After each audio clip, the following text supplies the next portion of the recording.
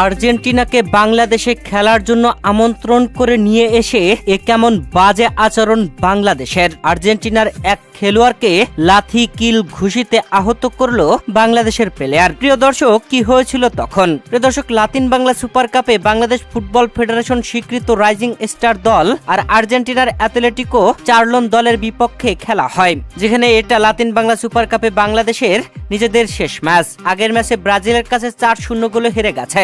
আর এই ম্যাচে মাঠে নেমে আর্জেন্টিনার খেলোয়াড়দের সঙ্গে হাতাহাতি, মারামারি, ভাগ বিতণ্ডা, খুবই বাজে আচরণ বাংলাদেশের। প্রিয় দর্শক, যেখানে ম্যাচের 5তম মিনিটে মাসুদ রানা গোল করে বাংলাদেশকে 1-0 গোলে এগিয়ে নেন। এরপরে ম্যাচের 21তম মিনিটে মানিকের গোলে বাংলাদেশ 2-0 গোলে এগিয়ে যায়। তবে এই গোলটি অফসাইডের কারণে বাতিল করা হয়। প্রথমার্ধে 1 গোলে এগিয়ে থেকেই বিরতিতে যায় বাংলাদেশ দল, আর বিরতি থেকে ফিরে বাংলাদেশের গোল হজম। আর্জেন্টিনা দারুণভাবে ম্যাচের 49তম মিনিটে গোল করে বাংলাদেশের গোল পরিশোধ করে দেয়। 1-1 গোলে খেলা চলছিল। দুই দলের টানটান উত্তেজনার হাড্ডাহাড্ডির রুদ্ধশ্বাস লড়াই। ম্যাচের 73 মিনিট শেষে 74 মিনিটের খেলা চলছিল।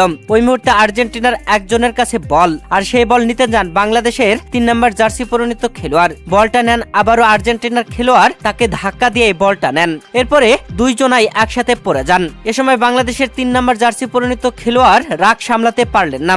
আর্জেন্টিনার সেই খেলোয়াড়কে লাথি মারলেন, কিল মারলেন, ঘুষি মারলেন, তার উপরে লাফালেন। সত্যি খুবই বাজে আচরণ ছিল। এ যেন পাড়ার ফুটবল ম্যাচ হচ্ছিল, অথচ আর্জেন্টিনাকে আমন্ত্রণ করেছিল বাংলাদেশের খেলোয়াড়দের ফুটবল স্কিল ডেভেলপমেন্ট করবার জন্য। অথচ অতিথি দল আর্জেন্টিনার সাথে খুবই বাজে আচরণ করলো বাংলাদেশ। এ সময় যখন বাংলাদেশি খেলোয়াড় আর্জেন্টাইন খেলোয়াড়কে মারধর করলো, তারপরে আর্জেন্টাইনরাও এসে তাকে মারধর করবার চেষ্টা করলো। তবে তারা কি আর পারে বাংলাদেশের সাথে? বাংলাদেশ উঠে পড়ে লাগলো। বেশ কিছুক্ষণ দুই দলের মধ্যে একতরফা মারামারি হয়ে গেল।